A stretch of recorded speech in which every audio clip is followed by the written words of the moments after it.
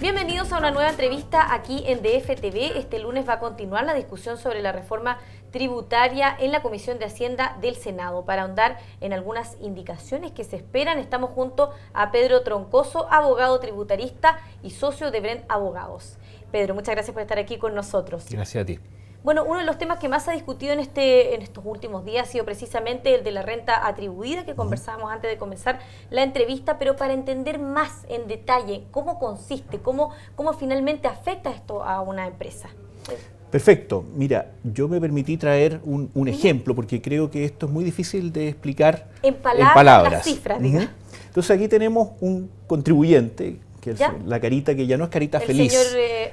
Ya no está feliz porque su base de impuestos va a aumentar por efecto de este nuevo sistema que es la renta atribuida.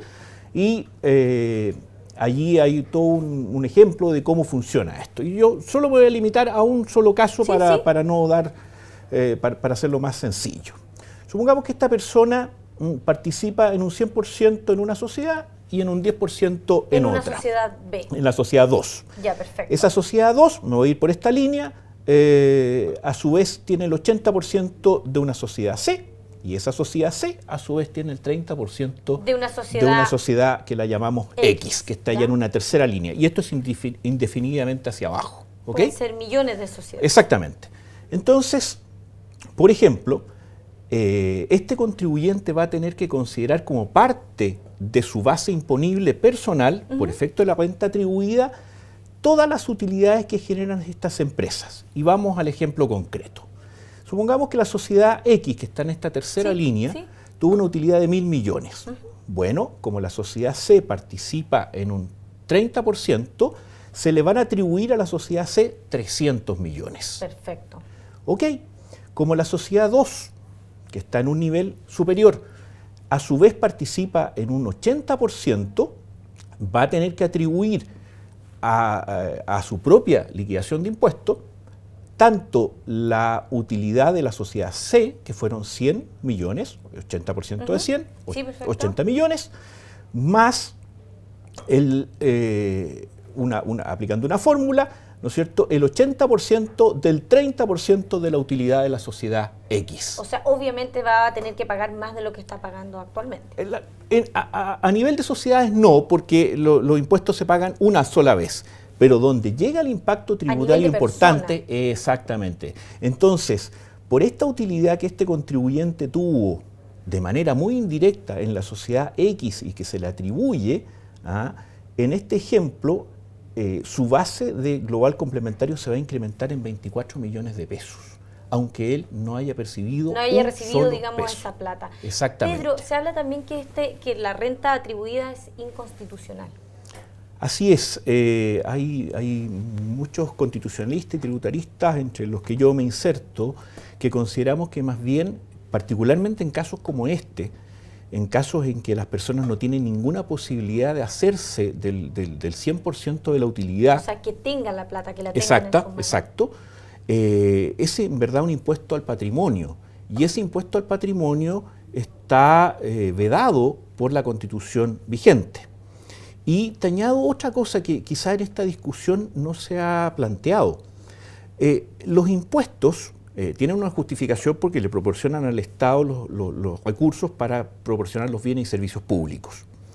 Pero el impuesto significa una limitación al derecho de propiedad, porque el Estado nos extrae parte de nuestra riqueza, de nuestra propiedad, con este propósito.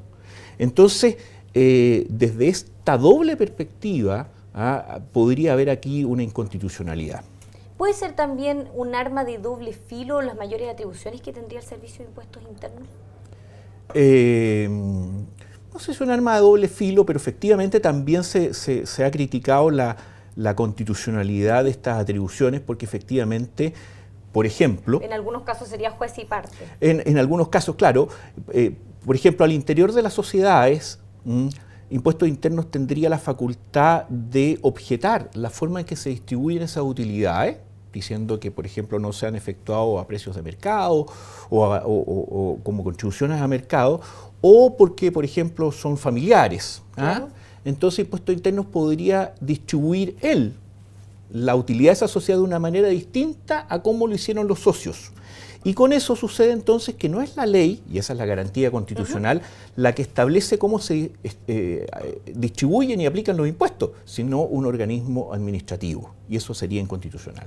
Ahora, en materia de qué mecanismo finalmente va a reemplazar al FUT, ¿cierto? Se habla también de ampliar la depreciación instantánea, lo vamos a leer exacto. Por ejemplo, ampliar la depreciación instantánea para todas las empresas, ¿cierto? Pero en los gremios dicen que esto no iguala el impacto que tenía el FUT en esta materia. Efectivamente, porque, como tú bien sabes, la medida de la depreciación instantánea tiene un tope de partida, Sí, ¿no es cierto? Solo hasta empresas que tienen hasta 25.000 UFs. Pero por otra parte, esa depreciación instantánea solo beneficia a aquellas empresas que son intensivas en el uso de capital, de activo fijo.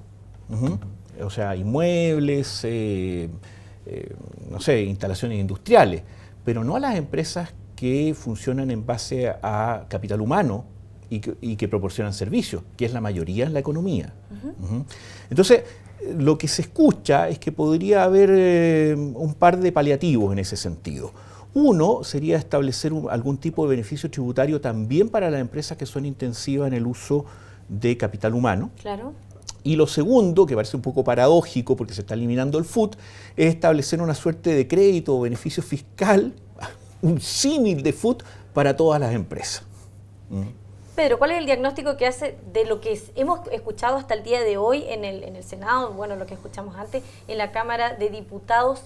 ¿Habrá alguna opción de que se modifique el corazón de la reforma? Claro, bueno, ahí está la definición de qué es el corazón de la reforma, si es la forma o el fondo, claro. si es conseguir la recaudación o no. Yo, sin embargo, soy bastante pesimista en orden a que creo que la renta atribuida y la eliminación del FUT se van a mantener. Puede que se establezcan paliativos, ante precisamente alguna presión de gremio, no, claro. y una mayor toma de conciencia de los senadores, sobre todo. Pero va a ser difícil probablemente que logre lo mismo que lograba el FUT. Claro, porque yo creo que esta reforma mira básicamente a incrementar el ingreso del Estado vía impuesto global complementario y adicional, no el impuesto de primera categoría. Va a ser mucha la gente que por este sistema, aunque a lo mejor esa persona que estaba en el ejemplo no pagaba impuestos porque no retiraba utilidades ni recibía dividendos. Pero ahora, en este ejemplo, la base van a ser 166 millones. O sea, según lo que hemos comentado y por lo que se escucha, sería difícil que se elimine lo de la renta atribuida. O sea, a partir de más o menos un ingreso anual de 60 millones de pesos, las personas van a llegar a la tasa del 35%.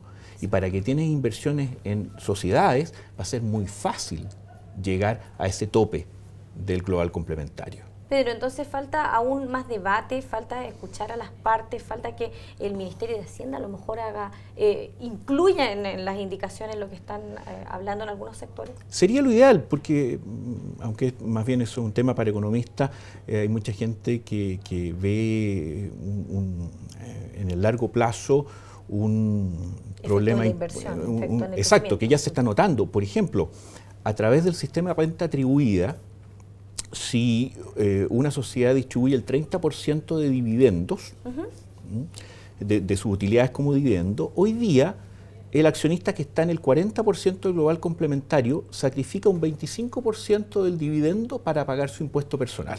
O sea, si recibe 1 millón de dividendos, ¿sí?, tiene que destinar 250.000 pesos a pagar su global complementario, por los créditos que vienen asociados al dividendo, etc. En el sistema nuevo, en el mismo ejemplo, y con una tasa global complementario de 35%, la persona va a tener que sacrificar 44,4% del dividendo. O sea, del millón de pesos, 444.000 pesos van a ser para pagar impuestos. Por lo tanto, la inversión en acciones, en ese contexto, va a ser menos atractiva para los inversionistas que otro tipo de inversión. O sea, tal como se ha discutido hasta ahora, los más afectados serían la pequeña y la mediana empresa. Y los pequeños inversionistas, la gente que tiene acciones. Los accionistas minoritarios de la empresa, por ejemplo. Por ejemplo, hay compañías grandes que tienen en Chile 15.000, 17.000 accionistas. Claro. Y hay un tema práctico, operativo. Sí. Bueno, Pedro, muchas gracias por haber estado aquí con nosotros comentando este debate que ya lleva algún tiempo en la Cámara Alta y que probablemente en unas 3 semanas más estemos conociendo cuál es la nueva propuesta del Ministerio de Hacienda. Muchas gracias a ti. Y a ustedes los esperamos en una nueva entrevista aquí en DF TV.